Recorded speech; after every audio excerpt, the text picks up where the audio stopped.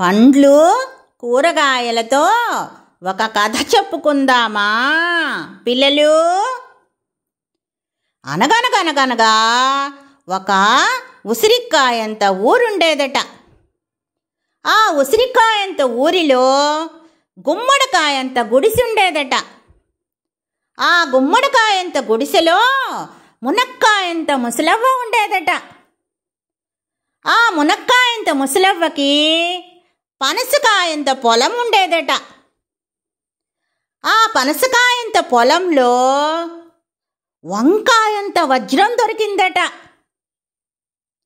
ఆ వంకాయంత వజ్రాన్ని తెచ్చి సపోటాకాయంత సంచిలో వేసి దానిమ్మకాయంత దారంతో ముళ్ళంగంత మూట కట్టి బీరకాయంత బీరువాలో దబ్బకాయంత దాపరికంగా దాచిందట.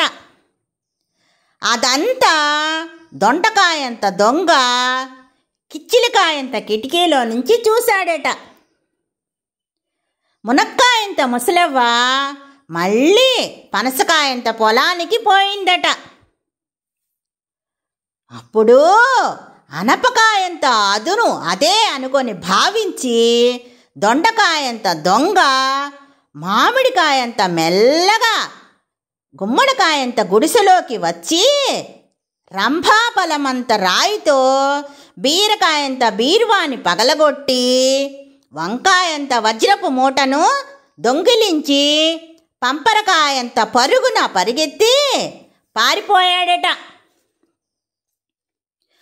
అప్పుడు మునక్కాయంత ముసలవ్వ గుమ్మడికాయంత గుడిసెకు వచ్చి కలువకాయంత కళ్ళేసుకొని కాకరకాయంత కలవరంగా కలయ చూసిందట. పాపం మునక్కాయంత ముసలవ్వ చింతకాయంత చింతించి వెలక్కాయంత వెక్కిళ్లతో బొప్పాయికాయంత భోరున ఎండుమిరపకాయంత ఏకరవు పెట్టి ఏడ్చిందట. కొబ్బరికాయంత కొద్దిసేపటి తరువాత తేరుకొని తంపకాయంత బలంతో తమాయించుకుందట. ఉల్లిపాయంత ఉపాయం తోచిందట.